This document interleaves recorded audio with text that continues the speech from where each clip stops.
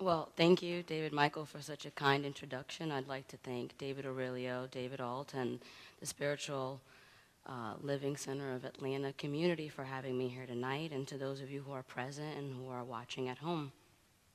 Tonight we're here to discuss demystifying the sacred path. We will endeavor to ask three questions. First, what is sacred and what is path? Second, is the sacred path something that's reserved only for mystics and holy men? And finally, how do we go about recognizing our own sacred path? My sacred path has brought me here tonight. I've been guided to share this knowledge with you, and I'm hoping that me acting as a messenger for this information will provide you with the validations and affirmations that you need to move forward in the way that you see fit once you have this knowledge. So before we can really get into it, let's start at the beginning, right? We need to understand what is sacred. Immediately, all kinds of images come to mind: the Bible, the Torah, holy men, the Pope, even people like Reverend David Alt. And of course, that's right in line with the initial definition of what sacred is. If you look it up in Merriam-Webster, the first definition you'll encounter says, worthy of religious worship, very holy, or relating to religion. All that definition does is conjure up more imagery in your mind, right? I mean, I start thinking about the Temple Mount and the Sufis and all these different religious images, right? But if we keep reading, we'll realize that the word sacred has a much more expansive definition, one that is actually outside of the realm of what it is to be religious and relating to religion. If you keep reading, you'll see that the third definition of sacred is highly valued and important, deserving of great respect. So think about that. Sacred means something that's highly valued and important and deserving of great respect. So immediately, that's a definition that allows us to stop limiting ourselves.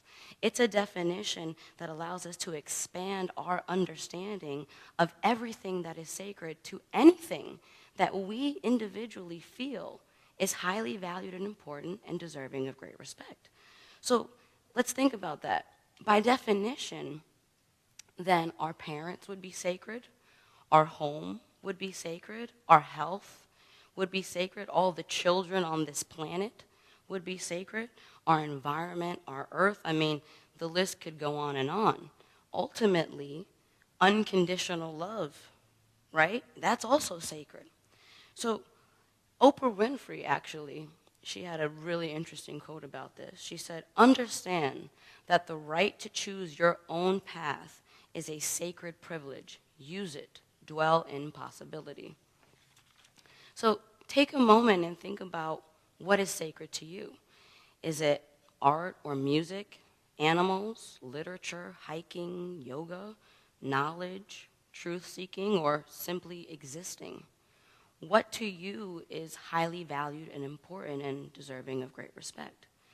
By now, you've probably deduced that you yourself are sacred, right?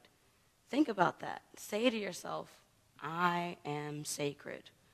How does that feel when you bring yourself up to that pedestal where you had previously placed all these unreachable religious icons?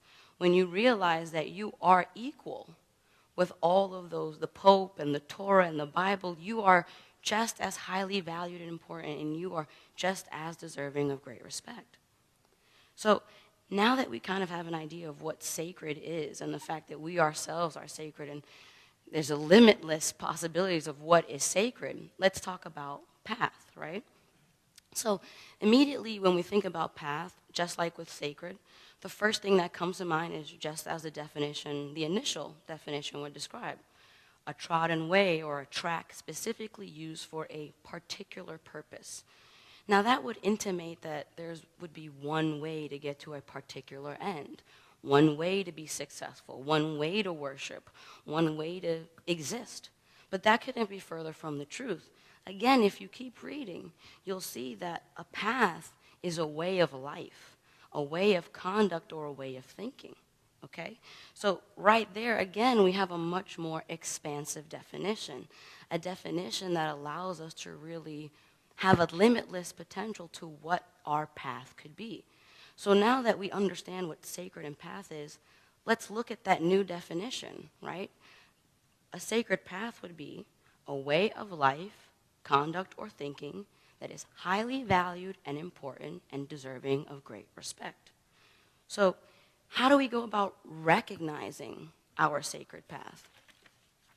At this point, you might think, wow, this sounds like a really intense endeavor. I don't know if I'm up for this. What does this even mean?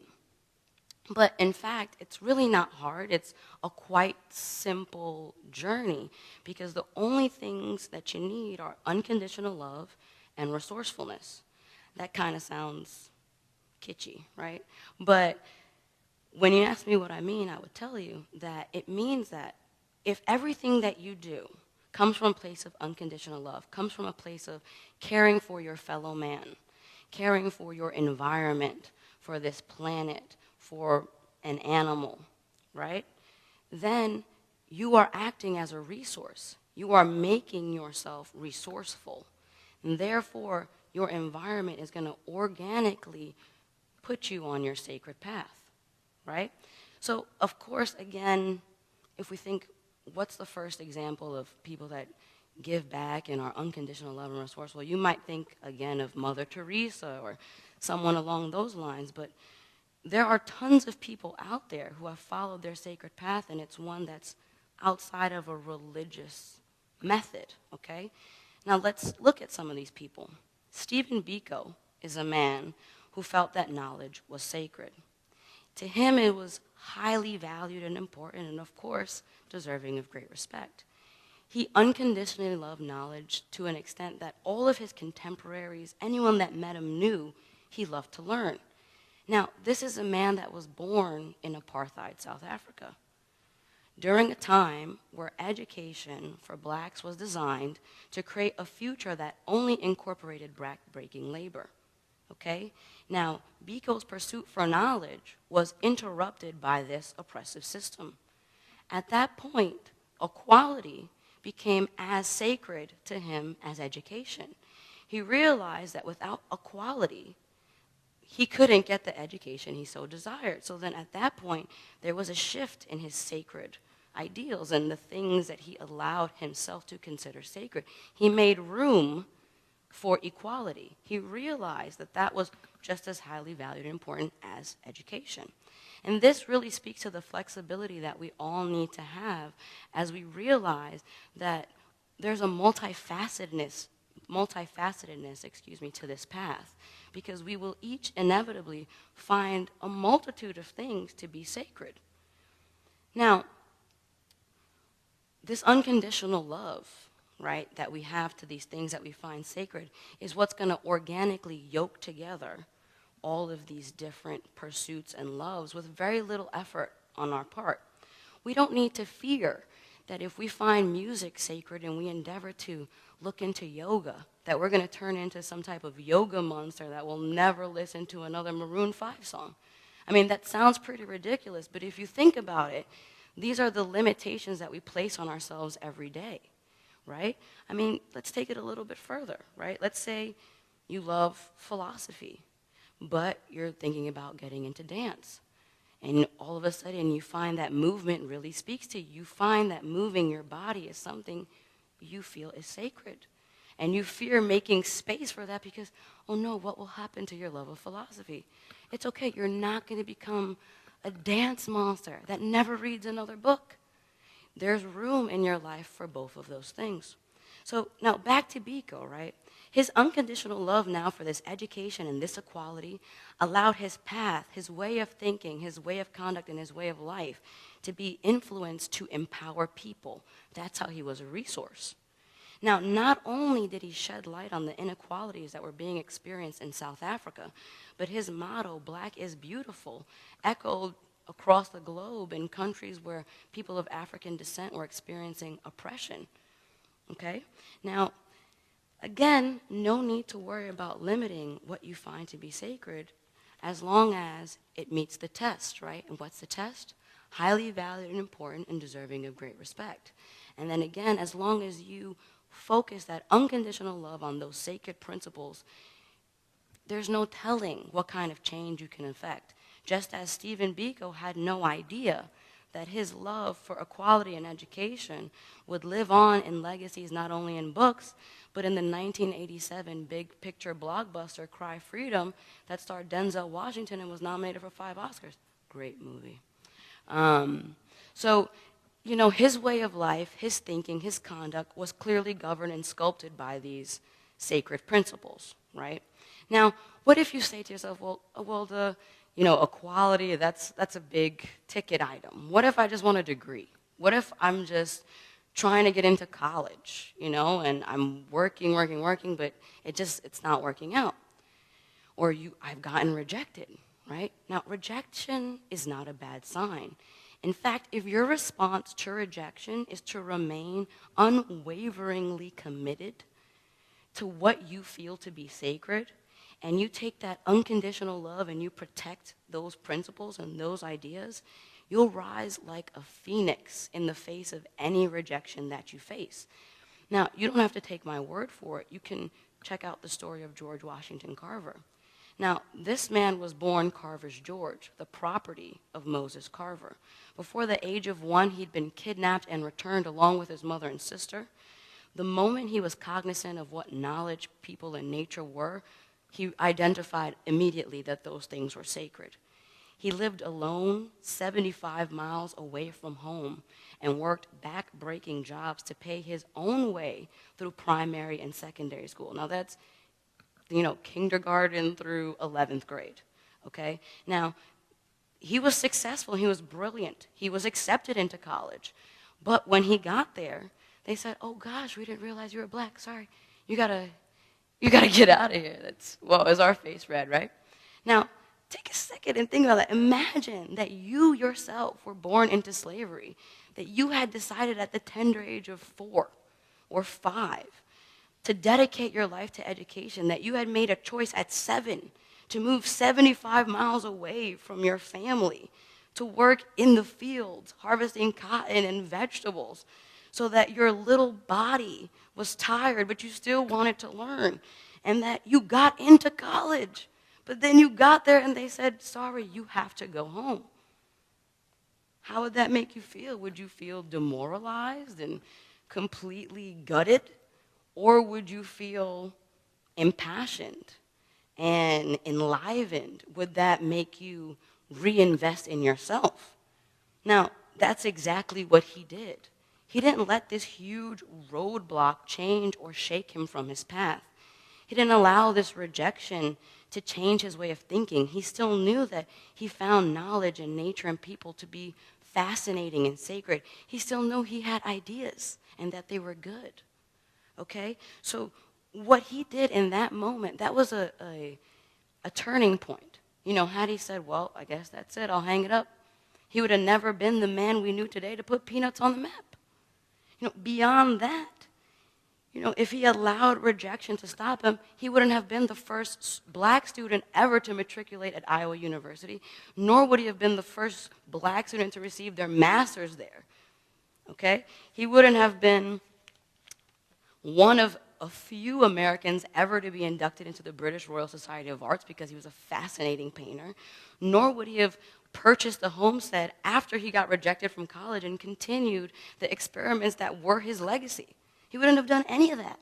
But instead, he treated rejection the way that I suggest you all treat rejection, like a breeze that you're encountering on a walk when you know where you're going, okay? Don't let it deter you. And he did so many more fascinating things. I mean, I could tell you about him for a long time, but I encourage you to check out his story. So, of course, now you said, well, apartheid and slavery, I mean, maybe I had a good family growing up. Maybe I don't have all that adversity to pull from, right? But the thing is, you don't necessarily need an adverse situation or a travesty or even anything really to happen to you for you to recognize what your sacred path is. Craig Kielburger was 12 years old.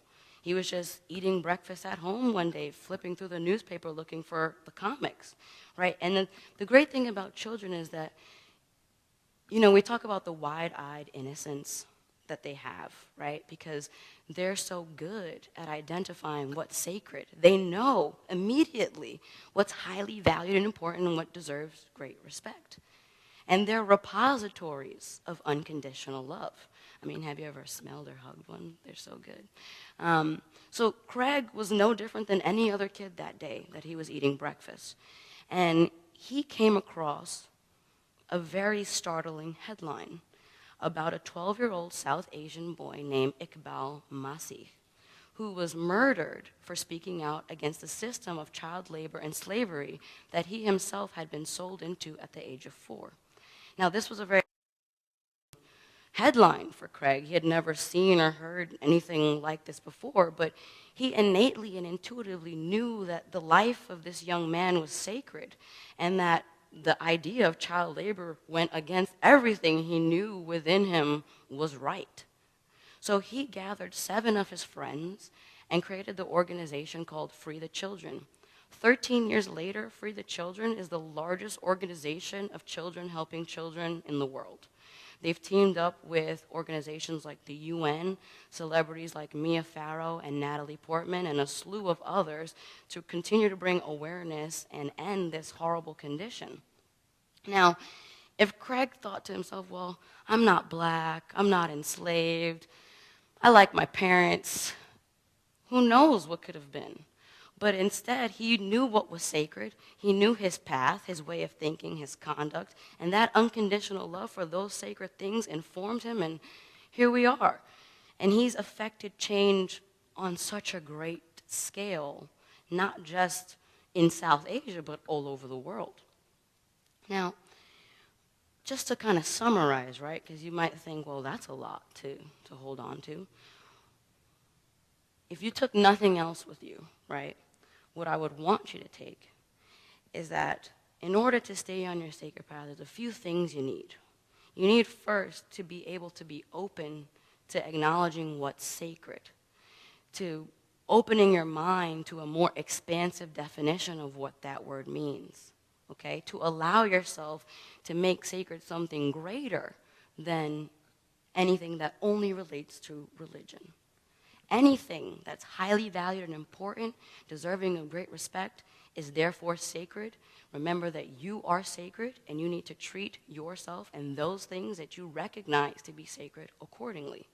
Okay? That's first.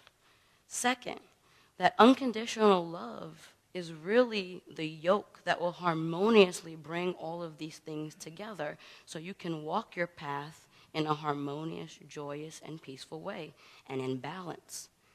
Remember that your path is not a narrow, singular bridge, but rather an all-encompassing way of life, a way of thought and a way of conduct. Expand your mind to incorporate this definition. Never let rejection shake you from your path. That's when, as my partner Wendell says, you double down. You invest more in yourself. And you remember that that unconditional love that you have for those sacred things is your protection, just like George Washington Carver. And by this time, you've probably figured out that the unconditional love is like the whole key to this whole thing, right? And so now we can summarize in knowing that unconditional love is not only the key, but it's the archstone, the cornerstone, the foundation, because it allows us to organically recognize, protect, and walk this path in a oneness, okay? This is something that you naturally have access to.